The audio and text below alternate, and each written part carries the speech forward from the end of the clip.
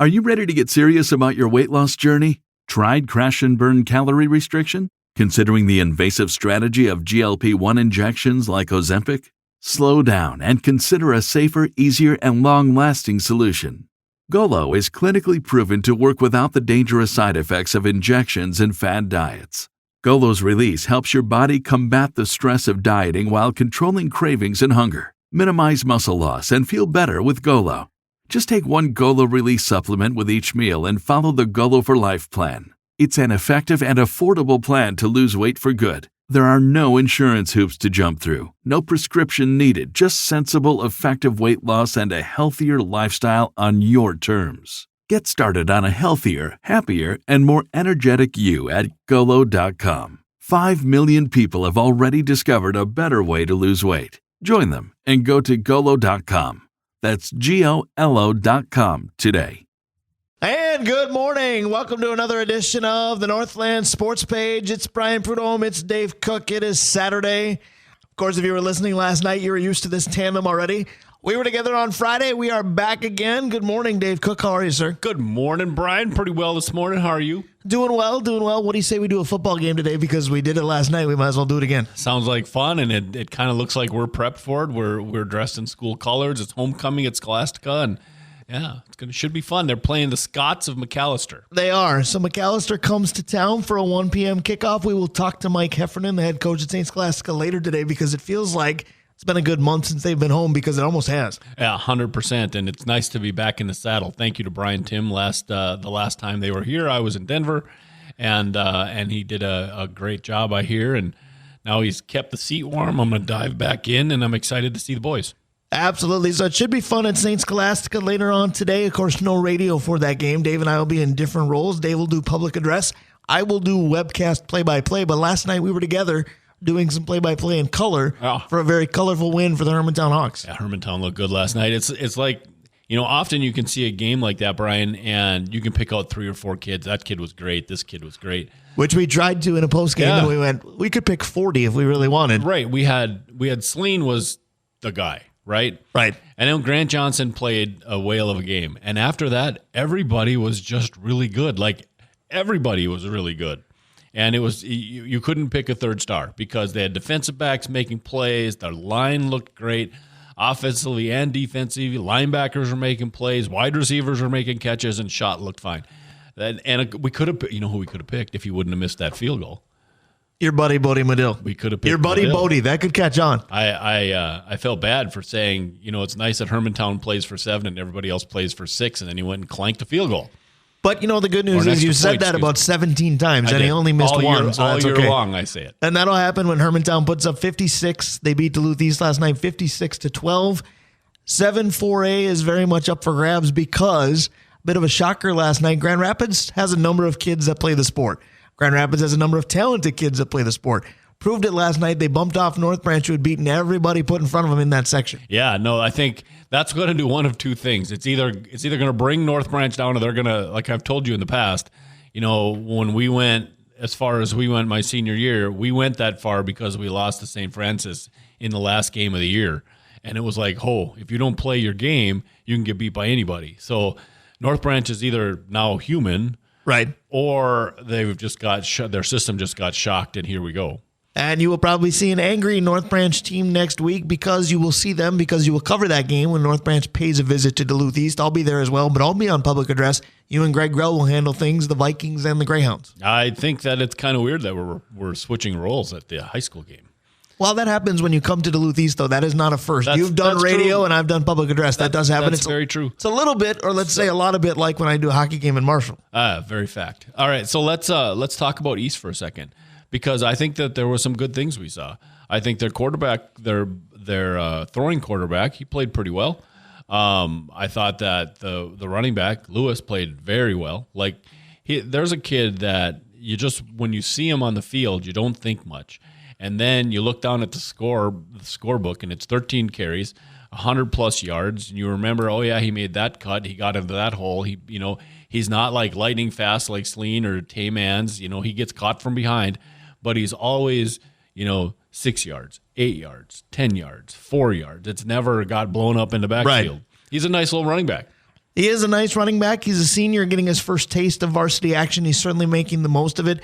Duluth East trying to make the most of a season that started like gangbusters at 2-0. They've lost every game since, but they are in trust the process mode. Yeah. And I will tell you that I hate that cliche in sports, but you hate it until it comes true. Right. And in your first year when you're getting your lumps, that has to be the answer. Then let's just take a second to let this ruminate. At the end of the first quarter, the very first play of the game, Hermantown scored. Like the third play of the game, Hermantown scored. And then East scored very late in the first quarter. And so it's 14-6, and you're like, what do we got going on here? And then what happened? The second quarter happened, and that became 35-0 in terms of second quarter scoring. Hermantown taking control of the game, and all of a sudden we had a 49-6 game at the half, and any mystery in that game last night that you heard on these airwaves was pretty much gone. You talked about Tay Mans because he has a partner in crime in Dion Bergner at Duluth Denfeld. They showed it last night. They got back in the win column. They take care of Cloquet, but in a tight game, 38-22. Yeah, but they need to win tight games, right? They do blow out a lot of teams, and when they get into the playoffs, they're not going to do that. They have to learn how to win these tight games. So Eric's got to be pleased. The Denfeld family has to be pleased with that win. So all the more emphasis, for lack of a better word, will be put on that MEA week game. But again, both of these teams have a game before that. Hermantown will play next week. Denfeld will play next week. Denfeld, I believe, pays a visit to Rock Ridge. But again, Denfeld will play Hermantown this time at Duluth Denfeld in the regular season. And I think most of us are thinking they'll meet again at some point in the postseason. Yeah, no, that's definitely a date that looks like it's booked already. So we're going to get them on MEA and then seeing what happens. They should see each other again. Unless North Branch goes and stubs their toe again. We'll see, because it'll be the trip to Duluth East that would have to be the cause for it. So if Duluth East wants to take a major step in said process, that would be, although not a section opponent, beating North Branch would be a mammoth step. Yeah, almost unfathomable, but not out of reach. How about that? Other winners last night, Esco beats Hibbing, and Pine City with their first win since 2022. They took care of the Proctor Rails. Yeah, speaking of trust the process, Proctor, when we talk to the folks at Proctor, they say, the seniors are gutting this out. They're proud of the senior and junior class, but apparently the 9th and 8th grade team's pretty good. And so, they've got to trust the process to get those kids into the varsity program. So that was the night in high school football last night. Of course, Saturday is more about college football. We talked about that. We'll be at St. Scholastica for their homecoming game today. It's also Hall of Fame weekend for St. Scholastica. So turn back the time machine, because the Saints will want to do it to an undefeated 2011 squad. They'll go into the Hall of Fame today. Yeah, and that 2011 team, that was one of those teams that absolutely jumped, right? That they did. You want to know what's scary, Brian? Everybody who's going into the Hall of Fame this year, we saw play. Right. So we're getting old. Anyways. Now, to be fair, I didn't join the broadcast booth till 2012, so this was the year before me. But you're right. There are a lot of guys that I know on this squad that's going in. Yeah. So that team was one of those teams, right? It was a magic team. They moved the ball. They were really up here. They were the first team to bring in the straight spread, right? They had shotgun all the time, running back next to the quarterback, throwing the ball all over the yard, and they were successful. Absolutely they were. So when we talk to Mike Heffernan, we just might talk about the past as well as the present. It is a decorated show today, though, because Dave Hoops at 10:30, Mike Heffernan at 10:50. 11:05, we're going to bring the sauce. And it's not Sauce Gardner, it's Meat Sauce Paul Lambert. That'll be fun. He's, like I said, we've gotten a chance to speak with him before. He's a wealth of knowledge and fun, too, so it'll be blessed. And then the guest that'll close the show, he always does, it'll be Viking safety Vency Glenn. And in that 11 o'clock hour, in between Meat Sauce and Vency, we'll play buy or sell. We want you to buy everything our great sponsors are selling. Absolutely. Let's start with the OG, Arola Architecture Studio, Hoops Brewing, ABS Auto Solutions. Brian, I think Dana's buying a car. Yes. And we're going to Without you. Right, which is fine, right? Without you there physically, your phone has blown up this morning. Correct. But ABS Auto Solutions, one of the things they do is make sure that your undercarriage is ready to go for winter. They have all the... And those of you that have your mind in the gutter, he means the car. Go ahead. Yes, with the stuff they spray on it to make sure you don't get rust. I was going to say, Meat Sauce is going to be along later. I hear undercarriage, and I just want to go button bar. Go ahead. Yes. Well, see, here's the thing. If we're going to talk about rust right after we talk about that, that turns that whole conversation around. I want to see what version of Meat Sauce we get, if you're going to have to choose your words carefully or if the maturation spikes on the weekends. Go ahead. Yeah, we'll see. Stewart Spike Sports and Trophies, Comfort Systems of Duluth, Advantage Emblem and Screen Printing, Kohler Toyota and Kohler Hyundai, Mike Regan at Christensen Group Insurance, Assisted Living Locators. You can reach them at www.assistedlivinglocators.org/Duluth. Kraus Heating and Cooling, your Carrier HVAC authorized dealer. I almost said just heating and cooling. Mo Royal Bottle Shop, Ferguson Bath and Kitchen, and the Blackwoods Group, including their locations on London Road, Tavern on the Hill up by the schools, Two Harbors, and their location in Proctor. So we, again, are very, very grateful for our tremendous sponsors. You know, when you read off each one of them, for me, I don't know about for you, but for each one, I kind of have an image in my head, whether it's the building, the person, the work that they do. It leaves a lasting image. I know radio is not a visual medium, but in my head, it was for a moment. Yeah, that's the cool thing about having repeat sponsors. Every single one of them means something, or a person there, right?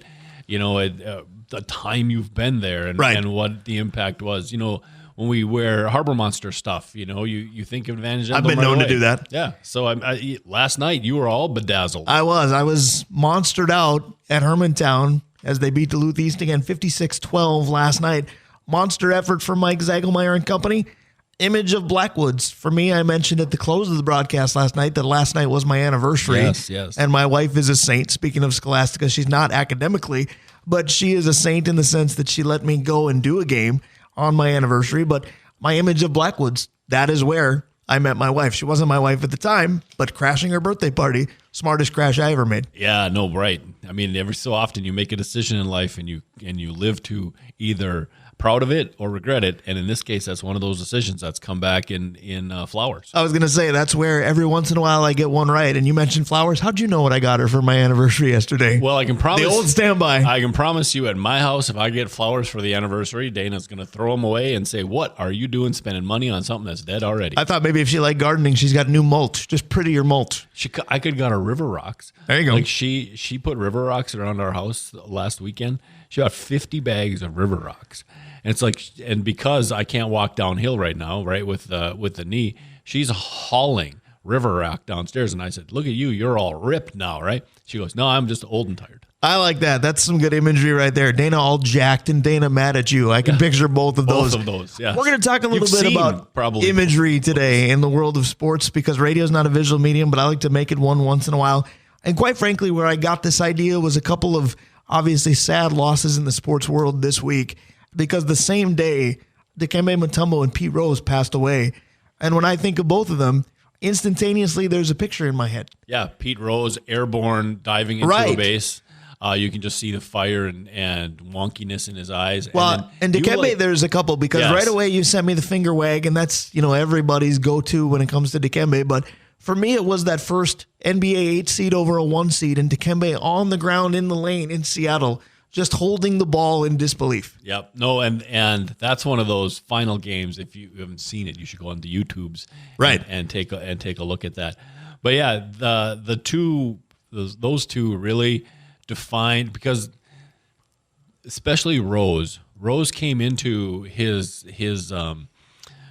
prime when there was more access to photos and TV and things like that in color, and so that picture of him diving headlong where he's completely unattached to the ground, you know exactly the picture I'm talking about. Absolutely. That's one of the first all-color favorite pictures in sports. Well, like you said, this is before all the fancy technology that we have now. It was technology just starting to make strides at that time. Can you imagine with today? Think about the GoPros that people use. Can you imagine Ray Fosse having one of those? I want to know what his last image of Pete Rose coming at him was. The poor GoPro. Right. Cracked. That's what you'd see. You'd see the lens broken. It would look like some people's cell phones at the end of a bad day. Exactly right. Exactly right. You know, we've had Pete Rose conversations on here 100 times.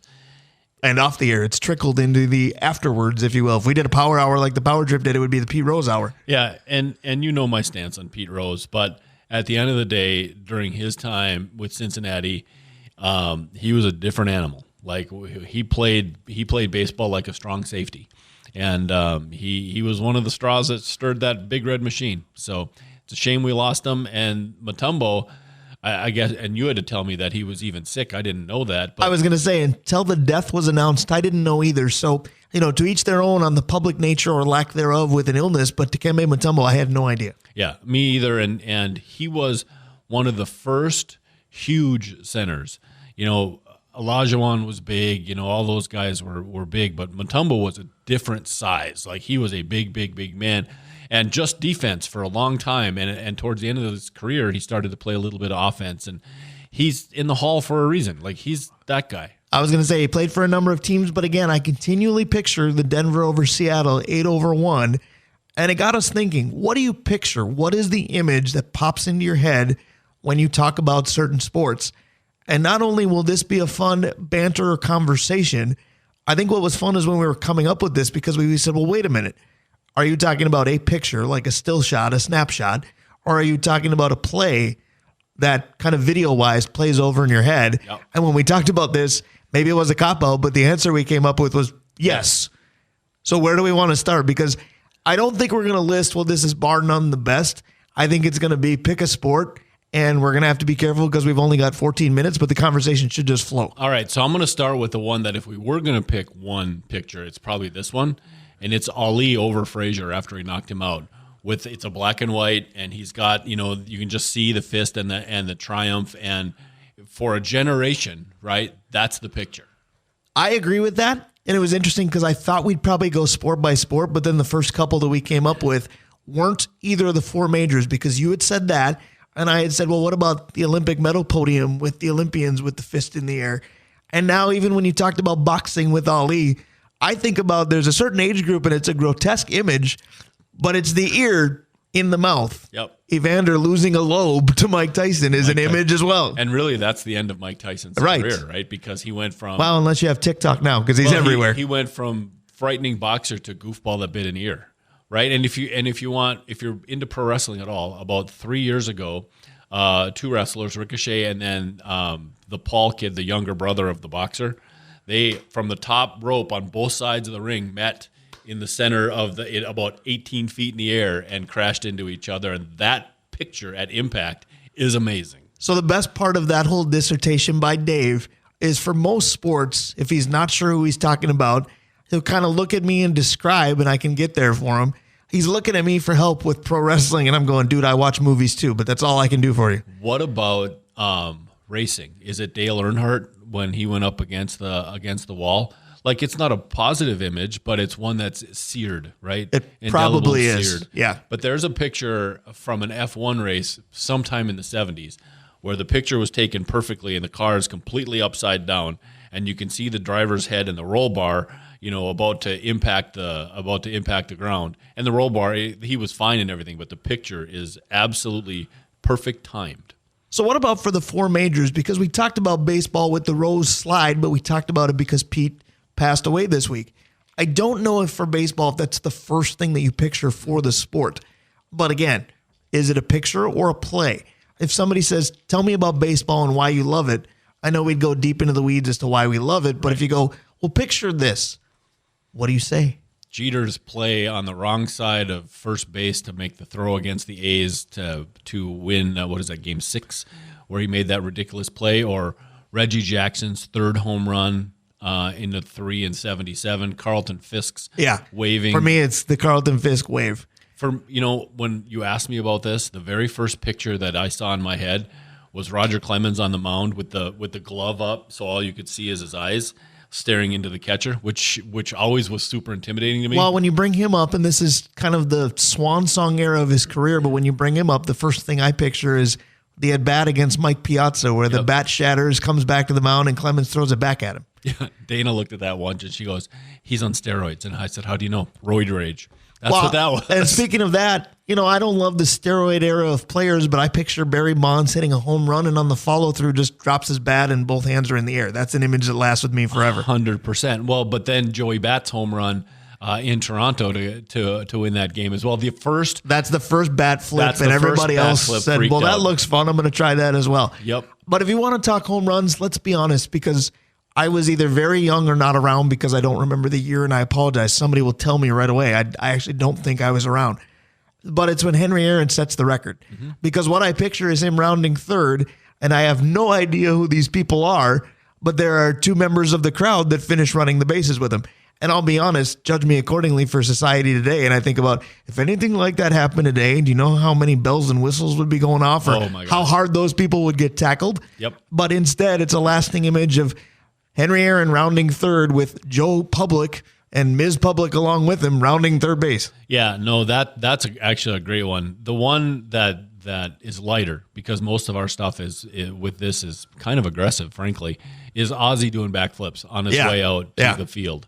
The best defensive shortstop I've ever seen. And when he'd come out, the joy in playing, like, that was cool. Well, you know what we're basically doing, and I wish this show was still around and Mel Allen was still around, but what you're essentially doing is, if you remember the opening theme to This Week in Baseball, I can picture the music. I'm not going to hum it or sing it for you, but they had basically a montage of clips like that, and I think both the Henry Aaron and the Ozzie Smith were part of it. So the one, though, that sticks with me, this is the last one I'll bring up, and it's a series.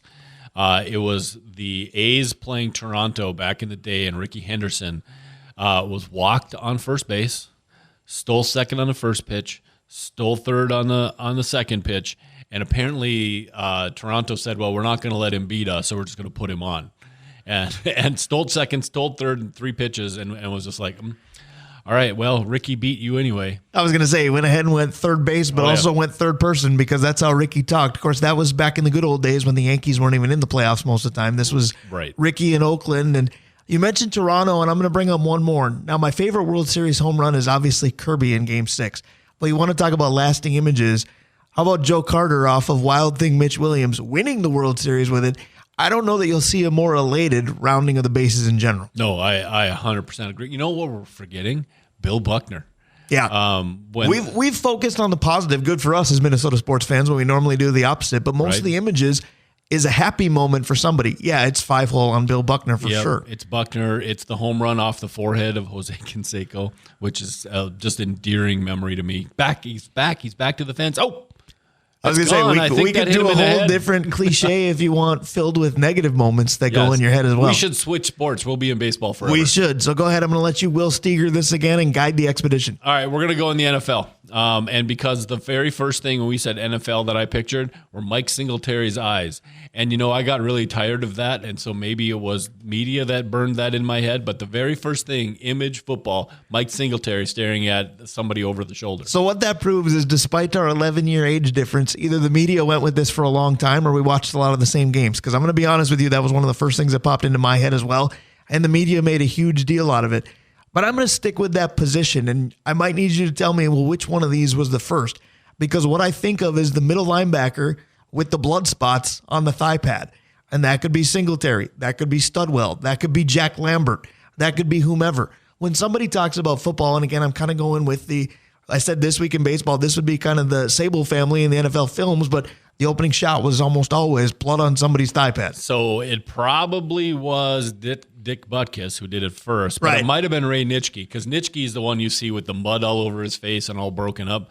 How about this one? And this is from my childhood, and it's my favorite team at the time besides the Vikings was San Diego Chargers. How about Kellen Winslow being dragged off the 2 overtime playoff game that he basically won on his own, where he can't even walk off the field. He's got people under each arm. I'm going to give you 2 Super Bowl victories that stand out for me. One of them I loved, and one of them I despised, and it's actually for the same reason. It's not Super Bowl plays, it's after they won. And one of them is John Elway finally getting the huge monkey off his back, beating Green Bay and him hoisting the trophy, and the owner saying, "This is for John," in one of the most horrible, as far as cadence goes, speeches ever. Kind of funny that I stuttered through that because it kind of made it look like real time. But then the one before that, obviously, Green Bay had won a Super Bowl. They beat New England, the Drew Bledsoe Patriots. And I picture the childlike Brett Favre just sprinting onto the field with his helmet up in the air. I don't enjoy positive Packer moments, but that one stands out. How about OBJ's first one-handed catch, where he was on the sidelines and was absolutely airborne, because that really wasn't a thing, right? Those catches weren't really made before because he was totally off balance. The ball was already past him, and he reached out and plucked it with the one hand. I mean, that's one of those photos that you remember always as well. Well, and I think the one that we'll always remember, and there's 3,000 highlights of this gentleman that they could use, and frankly, they could use a lot of them against our favorite team. But for me, it's the Barry Sanders run against the Patriots, where you see the secondary for New England twisting and turning every which direction, trying to figure out how to bring them down. Newsflash, they don't. Yeah, no, that's a good one. And the other thing, as a Vikings fan, one of the things that I always remember is when the Vikings offense in 98 would line up and they would pan over to Moss and he'd put his hand in the air. It was like, scrap the play, whatever. I'm going to beat this guy in front of me. So there's a couple plays where the pictures from the sidelines and you can just see Moss look in and put his hand up. And you knew you knew that play was over if the quarterback did their job. I'm going to give you one more that as a kid, I think you saw a lot. And as we've gotten older, I think the play has probably aged out. But at the same time, again, it was gruesome, so they decided not to show it. I still think of LT and Joe Theismann. Yeah, I turn away. I've never actually seen it. See, they used to show it a lot. In fact, Yep. It's the opening scene from The Blind Side. Yep, I've never seen it. Really? No, Good for you. I turn away. So I'm going to quick go to basketball, right? Okay.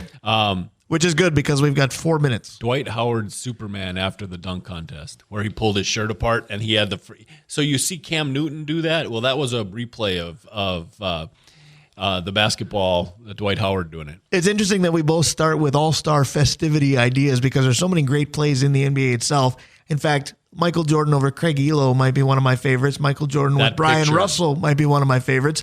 There's a reason that Michael Jordan's silhouette is a well-known logo these days. Well, my very first one was when Larry Bird basically told everybody in the three-point contest, I'm going to win this. I don't know why the rest of you are here. In his warm-up jacket. And his last follow-through, the ball just left his wrist, and he's got one finger in the air saying, thank you, everybody else, for coming. That's a lasting image for me. I think one of the fun things to watch is, again, go to the YouTubes and watch people talk about Larry Bird's chirping. There, how was that? Right. That's not what they say. But some of the stuff that he did, like to Dominique Wilkins, when he said, okay, I'm going to get the ball here, I'm going to jab step you twice, and I'm going to hit a 3 over your head. And then he went and did it. And that's what everybody said. He would tell you the move, execute it, and still beat you. And that was kind of the hilarity of it. Let me ask you this, because we're going into the past because that's what we like to do. Now, this is something that is in the past by about 8 weeks. But I'm wondering if 10, 15 years or more down the road, is there going to be imagery of the way Steph Curry just won the gold medal for Team USA in the future? Probably, but the funny thing is as good as the Americans have been in Olympic basketball, there's really we remember the team, but there's really not been a moment that we go. I'm going to give you one because he became a former Timberwolf, and it was the only reason we knew the guy. It was when Charles Barkley went through. Do you remember Shane Heel? I do hear. I thought you were going to say Ricky's full-length bounce pass against that U.S. Olympic team back when he was in Spain. I'd rather not, because the only reason we all knew who he was because of the Olympics. And I like Ricky Rubio. I just don't like him nearly as much as all of Minnesota tried to make me. Yeah, or as much as I do. Right. You're part of all of Minnesota. Well, one that's more recent. What about Kevin Love pimping his 3 in the middle of the season when he scored, 43, but the 3-pointer from the buzzer mid-court, beater for the win, where he let it go and just turned around and went, how do you like that? Yep. Yeah. Well, speaking of that, then it's got to be Leitner winning the whole thing, doesn't it? When he was at Duke. Yeah. When he made the point, and then he ran down the court, similar to Brett Favre, actually, after the win. That's one of my favorite plays in all of sports. It happened on one of my teen year birthdays, but Kentucky Wildcat fans, plug your ears, but the Duke win with Leitner, the baseball pass, the tears on the sideline, that, if we just went away from the pros and just said the sport, when you think of basketball, what do you think of? That might be first. That might the Chris be, Webber timeout he didn't have might be second. College basketball has a ton. The Jim Valvano, North Carolina State win. Just looking for somebody to hug. Yep. That's a good one. We could do a whole nother one, and we could have Kool and the Gang celebration as your bump out, because you could have celebratory moments that are lasting images. Because Kirk Gibson running around the to have some of this be Minnesota too. Yeah, Kirk, absolutely. But to have Minnesota be part of this, to me, it's still Case Keenum with his hands over his head after the miracle, or Everson Griffin, everybody kind of going, what the bleep just happened? So we don't have any time. We have about 60 seconds, but the one hockey one we came up with was Bobby Orr right away. Yep. And I said, well, if you want a Minnesota, it's Mikhail Granlund doing the same style goal. How about this one? So when he was really good, there's a picture of J.S. Jaguar squared up, like there's a picture of him. Why the pads are all different now? Because it's just him looking like a box that's the same size as the net. And that picture always sticks with me as well, looking down the barrel at J.S. Jaguar. I think that's a good one. I think another good one is Mark Messier after the Rangers beat Vancouver. And Mark Messier basically told everybody that the Rangers were going to win the cup. So it was elation, but I still think, and 0% chance that I should be speaking for Mark Messier, but I'm going to do it. I still think that was elation meets relief. Yeah, I do too. It's putting the sword back in the scabbard. It was finally being out from Gretzky's shadow. All of that stuff all at once for him. Yep. So that's the way we talk about radio being a visual medium for a day. We know it's not, but we hopefully helped you picture a lot of that. One of our favorite songs from the Muppets. Can you picture that? Picture Dave Hoops. Why? Because he's next for the Northland Sports Page. Stick around. Shop Macy's VIP sale going on now. Use your coupon or Macy's card and take an extra 30% off the latest fall trends from designers that rarely go on sale. And save 15% off skincare, makeup, fragrances, and more. Plus, shop fall specials for even more great deals on top brands at Macy's. Savings off regular and already reduced prices. Exclusions apply.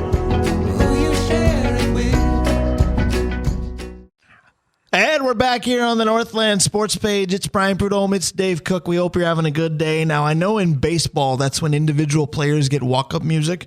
But in life, I feel like that song should be Dave Hoop's walk-up music because he finds the positivity in every day. Everything. Every day is going to be a good day. And I'll tell you what, it trickles down to us because playing that song, we were kind of bopping along before this segment started. But I thought to myself, when I know I'm going to see and or talk to Dave Hoops or go to his establishment, I know it's going to be a good day. That's just how I feel. Because that song can kind of be an eye roll until it's attached to somebody who absolutely makes that happen. And he is one of our great sponsors. We've got a list of great sponsors. Here's Dave Cook with that entire list. We do. We can start with the Blackwoods Group, Brian. Their locations in Proctor and in Two Harbors, Tavern on the Hill and on London Road, Ferguson Bath and Kitchen, Mount Royal Bottle Shop, Krause Heating and Cooling, your Carrier HVAC authorized dealer. Assisted Living Locators. You can reach them at www.assistedlivinglocators.org/Duluth. Mike Regan at Christensen Group Insurance. Kohler Hyundai and Kohler Toyota. Advantage Emblem and Screen Printing. Comfort Systems of Duluth. Stewart's Bikes, Sports, Trophies. ABS Auto Solutions. Rolla Architecture Studio. And you know what? We should just let Dave introduce his own establishment. And we will in just a moment. But can I just say, I love the way that you did kind of the staccato of the Stewart's intro there with right. Stewart's Bikes, Sports, Trophies. But the way it's written, I was waiting for you to say Stewart's Bikes, Sports, ampersand, Trophies. I was just waiting for the literal read of it. We could do that. It was very well done. But speaking of very well done, there's a great brewery in this town. It's known as Hoops Brewing, and the proprietor is Dave Hoops. We bring him in. Good morning, buddy. Good morning, guys. Thank you for those kind words. I really, really look forward to chatting with you guys every week, too. And you shouldn't discount the fact that you guys are really great for our youth sports, and you're a major source of positivity as well. Well, we absolutely enjoy doing that. But again, I think if you have a theme song in life, we bumped you in with something where the theme basically is going to have a good day. And to me, you set your mind to doing that, and it's infectious. It trickles to others. We appreciate it. Well, thanks a lot. I also have a lot of things I'm enthusiastic about. And, you know, I always believe the Vikings will never lose. And until they don't, I look like the Swami. It's easy when you only have one default position. Well, and you know what? When everybody's happy when they're winning, you also look right. So far, congrats on your perfect season as well. Well, thank you. No question about it. So let's talk about some of those things you've been enthusiastic about. But before we do, I'm not sure how much of the first segment you caught, but we talked about imagery in sports. When somebody mentions a sport, what do you think about? I want to go a slightly different direction with you because I put on Twitter this morning, or X as the kids now call it, that the opening topic was called, quote, image is everything. And you and I love to talk tennis. And where I got that phrase was from Canon, as in the camera company. And the endorsement was Andre Agassi saying image is everything. So we didn't mention tennis, but that would be the first guy to pop into my head. What did you think of the sports imagery we discussed? Well, I enjoyed it. I didn't catch all of it, but I know that you picked some good ones. And, you know, really bringing up Andre is pretty perfect because he had the hair, he had the flair, he had it all going on, he had the lifestyle. But then, you know, he gets some wins, some strong wins. He shaves his head and he marries, like, arguably the coolest person on earth. So imagery, you know, going into substance with Andre, I would have to say. I think you make a great point because Andre's life got markedly better the less hair he had. So based on that logic, Dave Cook and I are headed for a jackpot here in life very shortly. No doubt about that. I got my jackpot already. There you go. And she's buying a car today. 35 years. No doubt about that. Happy belated anniversary to you. Mine was yesterday. Again, my wife let me spend the day calling a football game, and she's going to let me do the same today. So everybody making sacrifices. Speaking of sacrifices, will the New York Jets, and Dave Hoops, I know your answer is going to be yes, will the New York Jets be the latest sacrificial lamb, and will the Vikings' perfect season continue? I think so. I know that the Vikes have they don't have the best track record against Rodgers. We all know that. And I think that their D is actually pretty for real. But, I've got it at, what did I put it? 28-19 Vikes. Continued heavy pressure of old A-Raj by our stellar defense, and then a really balanced offensive attack, which I believe we can get away with it. And I'm sure you mentioned this already, but JJ's on pace to score, so far every game, and only Moss scored his first 5 games. And, of course, that was 98, which we all know what happened that year. I was going to say a lot has been made of the point differential for the Vikes so far. It's the exact same through 4 games, 4 wins that it was in 98. I hope we can rewrite the ending because, oh, by the way, so far our kicker is perfect too if you want more oddities. But let's just enjoy this and try not to get too far ahead of ourselves. But speaking of getting ahead of ourselves, Dave, you mentioned it. It's not the great track record for the Vikings historically against Rodgers, but I'm going to ask both Daves this question. Are we getting ahead of ourselves still being afraid of Aaron Rodgers, or is this a different Aaron Rodgers and maybe the fear of God isn't there this time? Pick a Dave as to who wants to chime in first. Go ahead, Dave. I have no fear of Rodgers except having to listen to his personal opinions constantly. I would prefer not to. But no, he's an old man. He's a serviceable quarterback. He's going to play well. He might even get, 2 touchdowns by air, but I'm much more concerned about their defense, personally. I can understand that piece, but Dave Cook, I want to go this way with you with something Dave Hoops just said. Aaron Rodgers, especially in the quarterback world, is an old man. So far this season, the Vikings have basically flustered young quarterbacks. Daniel Jones, Brock Purdy, C.J. Stroud, Jordan Love. Aaron Rodgers has seen it all. Is that a factor? Yeah, 100% it is. Aaron Rodgers scares me to death. He will until he retires. Because of that, Brian. Because between the ears, he is a high-ender. He can still see the game. The interesting thing is some of the things you've read about the relationships with guys like Garrett Wilson who win on athleticism. Well, Rodgers doesn't care at all about that. He wants you to be in your spot when you're supposed to be there. Right. This is the guy that made Aberdaris and Janice household names for a while. Well, it's why Lazarus or whatever the other guy's Lazard. name, and he can't run at all, but he's in the right spot. I like all the Lazarus, time. though. I might call him that from here on out. And Garrett Wilson and him are having problems. But the thing that scares me about the Jets offense isn't Rodgers as much as is my belief that if you're going to beat the Vikings, you're going to have to pound the rock. And the Jets have 2 good running backs that can do just that. Rodgers scares me to no end, and Dave's right. The Jets' defense is the best defense the Vikings have faced so far, so they have to keep Darnold upright. Jefferson has to beat Sauce Gardner at some point in this, and then they got to run away from it. If they score early, the Jets aren't going to have time left to run the ball. That's how they win. So we will see if the Vikings can stay perfect into their first game in October. This is our first show in October, and October, Dave Hoops, is one of those great sports months. You've got NBA basketball. There was preseason last night. NHL hockey, the preseason is wrapping up. UMD Bulldogs men's hockey, that begins this evening. UMD women's hockey has already had a tremendous start to the season. You've got whatever you want, not to mention the basics that have been going for a while. We talked NFL football. We talked college football. MLB baseball has, I believe, every postseason series in action today. This is one of the best weekends in sports. And, we say this every year. We're pretty excited. We're also not even touching on the Lynx and the MLS. Minnesota has every professional sport. We're lucky here. And we have rooting interest, even though the Twins didn't make it. And you are right. Just a ridiculously great sports Saturday today. And then I've got to be on a plane tomorrow. I have to go to Denver and judge beer. And I hope they have the NFL network on Delta. I'm just praying. I was going to say, how early is your flight? Yeah. Because don't forget that's a morning kickoff tomorrow. It's early. I'm in the air, so we'll see. But I'm confident. But you are right. We love this time of the year, and I remember this conversation last year. We never lose our enthusiasm, guys like us, for this time of the year in sports. It's like pre-Christmas, Christmas kind of deal. Couldn't agree more, because I broke into the high school football broadcast last night when I got wind of the Lynx final. And Cheryl Reeve, again, for me, she's top of the heap amongst Minnesota coaches, both currently and maybe even historically, with apologies to Bud Grant. They're right there, and I completely will die on that hill, so to speak. Cheryl Reeve will forever have my admiration.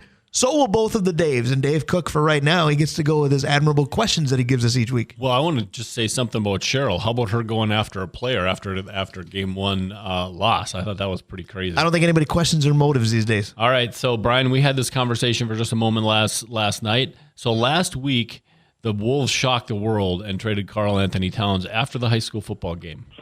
So my question is this. What could a Minnesota sports team have done to top the Karl Anthony Towns trade from last week today? I'm going to have to give you one question. Positive or negative? Doesn't matter. Okay, because negative is too easy. Dave Hoops is on the air. Well, I got to try to stay positive. All Dave right. Hoops, go ahead. Well, that's pretty tough. I guess they could have, they could have fired Rocco, that's negative.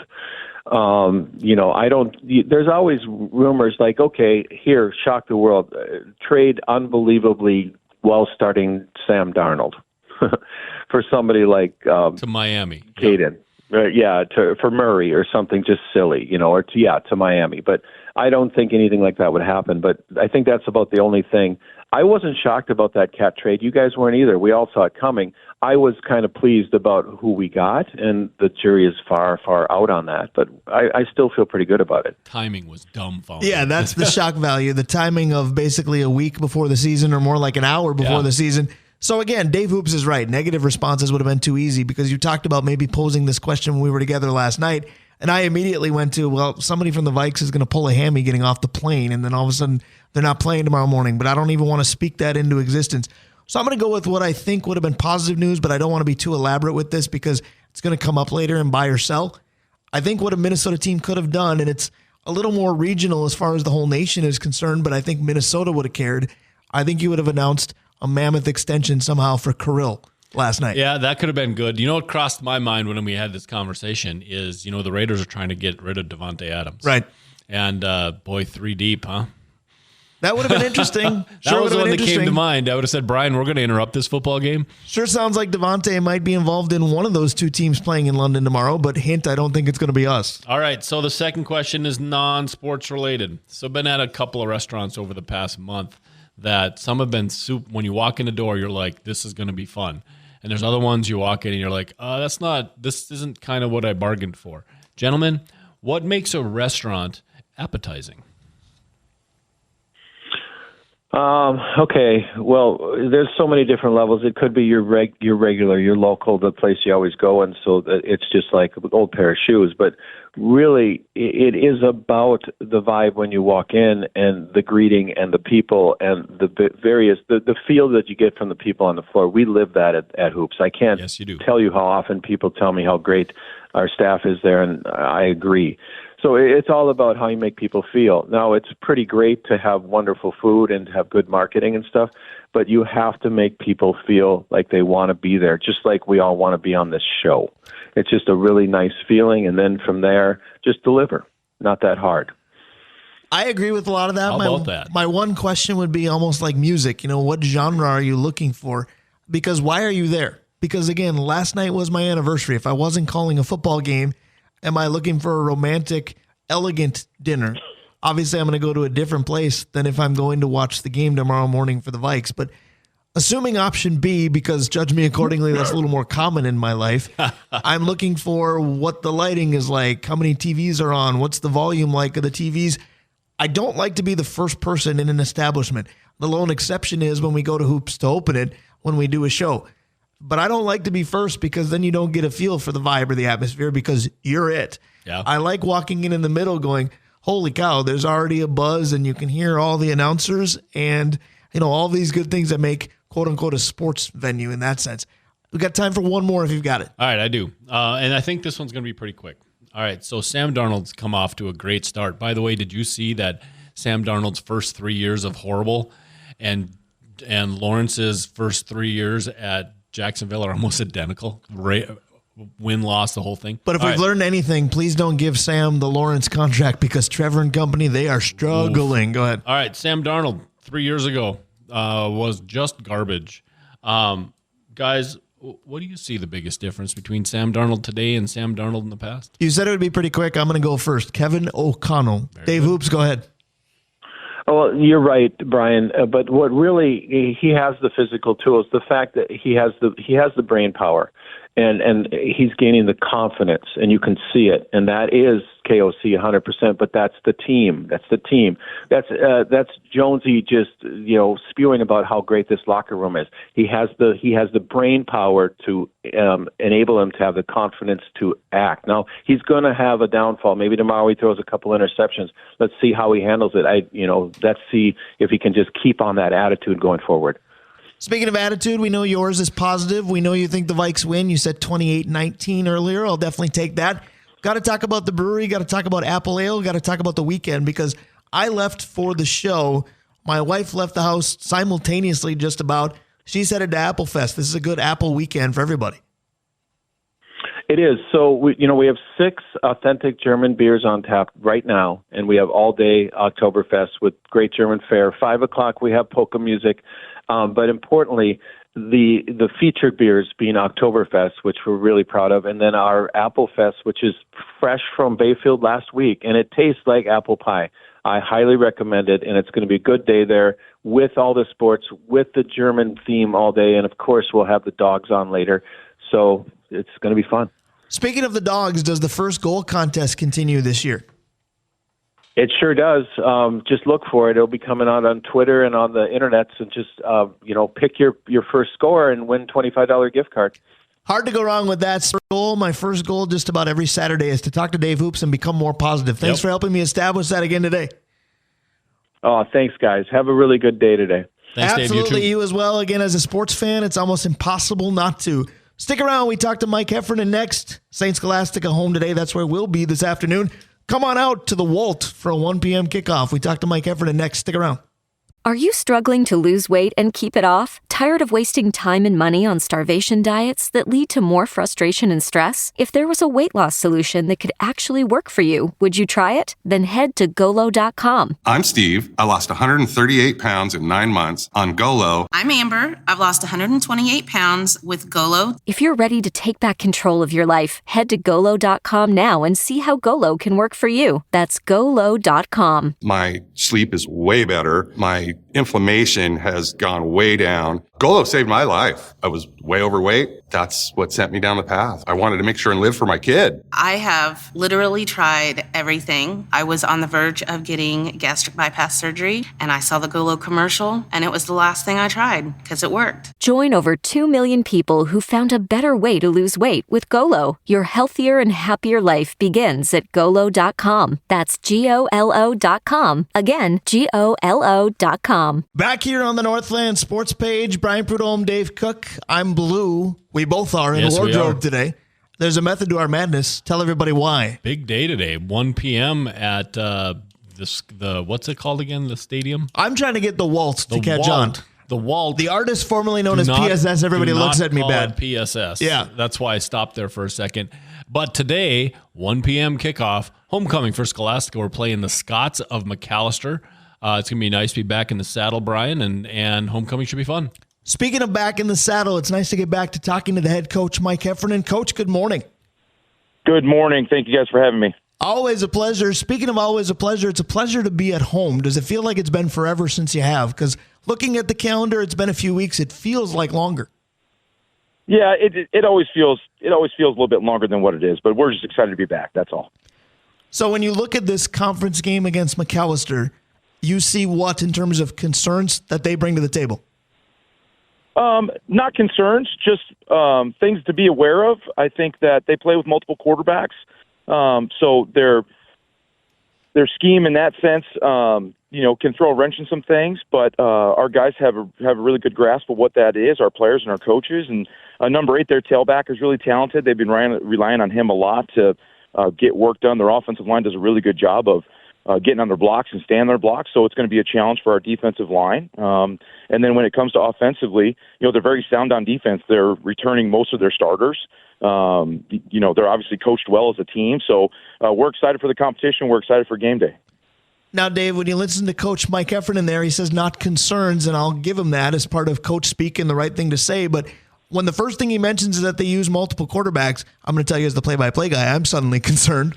Right. No, I That's agree. a different animal, but I got to have my head on a swivel as to who's playing when. Well, it's always interesting because the rule of thumb is if you don't have one, you don't have any. And so let's talk about our guy. I think you got that a little bit wrong. I think it's if you have more than one, you don't have any. But Right. we have one that's been great. We have one that's been great, and I'm interested in hearing Coach's take on young Mr. West and how he's progressing. Yeah, Donald is obviously he's a phenomenal young man, and he's progressed really well. He's really grown a lot in the last 3 years. He's continuing to work on his decision making, little things such as his footwork, as simple as that may seem. But he's really all about attention to detail, and I'm really excited as a coach to continue to put him in situations to make great decisions and make great plays. And he has a little bit of a knack for extending plays and making things happen. And as long as he continues to focus on what he can do and play the next play, he's just going to continue to grow. So Donald's been outstanding. Speaking of continuing to grow, the part that continues to catch my eye is it felt like for years we said, well, this team is pretty young at skill positions. And as they continue to grow, suddenly they're not. Is it more comfortable as a coach just to have players, not only in those upperclassmen years, but guys that have been around the block with you before? Yeah, absolutely. Obviously, they're going to improve because of their hard work, right? Certain people are born with certain talents, but skills are developed, and skills are things that we can all attain. It just takes some to get there faster, and some it takes longer to get there based on the talent that they're born with. So these guys have worked extremely hard. They know our offense inside and out. It's just continuing to build their confidence and being able to understand what they're actually capable of.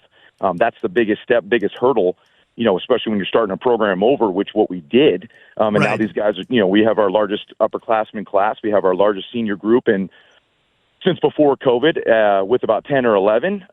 So, that's the biggest part. That's the biggest challenge to continue to help them grow because they're capable of so much. And myself, us as coaches, we believe in them so much. And as they continue to have success and they continue to be like, oh man, I just made that play. That's going to happen and that's going to come. And I'm just really excited for them to be able to, add another notch to it today and continue to take advantage of their opportunity on the field. You talk about guys born with special talents. I thought to myself at the start of this season, I said, Wyatt Lahr was such a security blanket. Where are they going to get that again?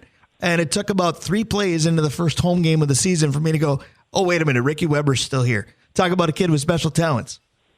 Yeah, I mean, first off, Ricky's a phenomenal human being. Love being around him. He's a great leader. He's a great captain. He does things on and off the field the right way, and that carries over onto the field. And he's just continued to grow with his ability and with his skill, and he works extremely hard, and it carries over. We know that when we're in a situation, we can count on Ricky. And the more guys you can have that you can say, hey, I can count on this guy or count on these guys, the better situation you're going to be as a team or an offense or a defense.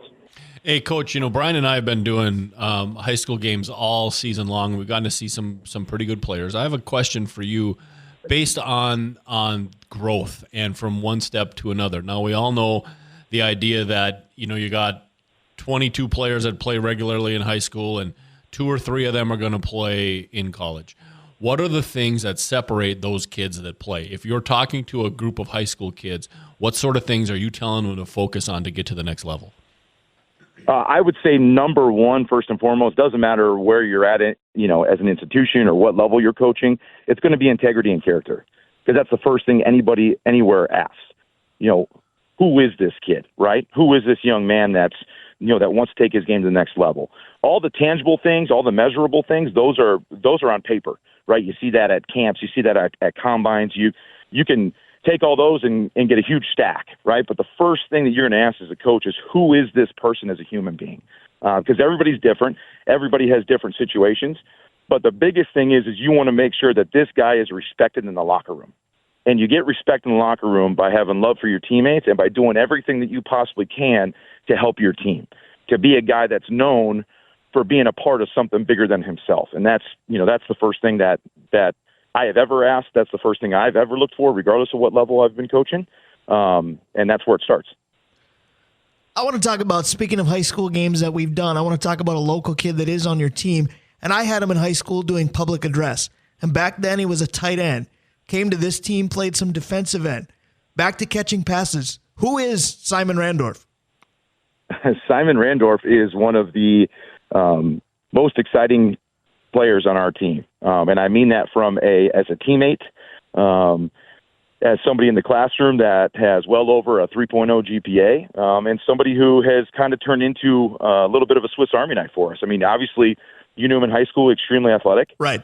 Played some receiver, played some tight end in high school, played defensive end, kind of outside linebacker for us at one point, really out of necessity because he was so long and so strong. But there were some injury problems because he was playing every down or getting, hit and dealing with, playing on the defensive front.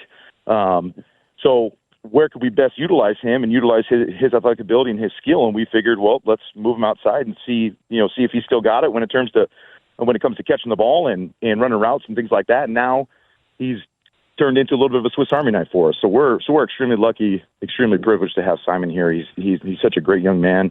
Comes from a great family. Right. And he's really continuing to grow. I mean, he grows every single day. I mean, it's just awesome to see him becoming who he is. Speaking of a former defensive player, let's talk more about the present defense for St. Scholastica, because Anthony Vo and John Bonner, those are two names that stick out for me. But where would you describe the strength of this defense? Because we've talked almost exclusively about your offense. That sells tickets. Defense wins championships. Where's the strength for you defensively? I think our strength defensively, really, as a whole, they've just come into themselves a little bit this year, more so than ever. I mean, they're playing so fast and playing so aggressive. We got depth at the DB spot right now. That's stepping in and coming in doing great things. We're getting takeovers like we haven't before. We've already increased our total sack number from the entire year last year so far to this season, and we're beating it by one sack already.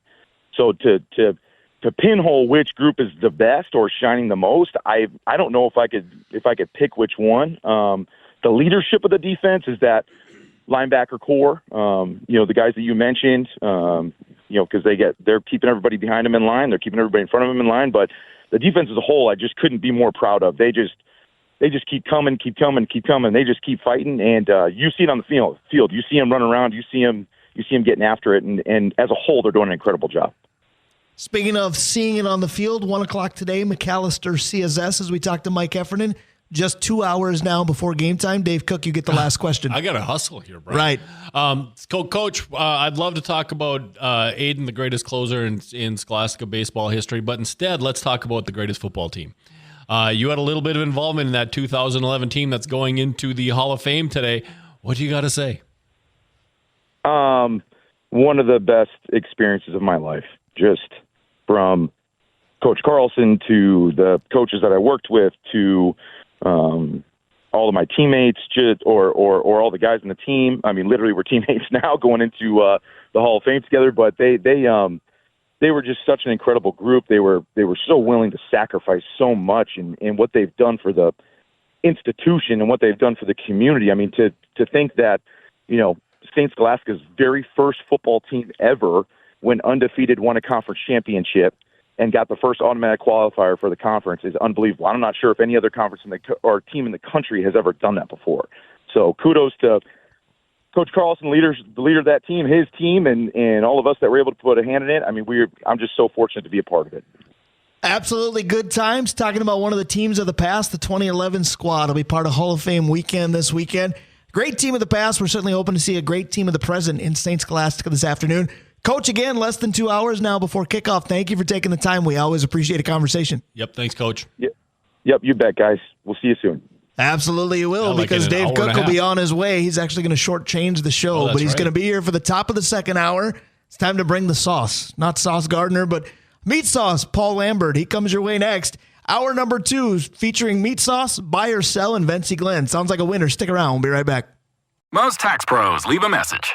It's Jane. I'm moving on to a TurboTax expert who beat your price. Adam Devine, tell him how I feel. Hey, tax pro, she's been thinking twice. Best believe TurboTax will beat your price. This is a tax break. Switch to a TurboTax Live expert and we'll beat what you paid your pro last tax season. Make the switch at TurboTax.com/beatyourprice. TurboTax full service only. Sign up by 12/20/2024 and file by 4/1/2025. Full details at TurboTax.com/beatyourprice.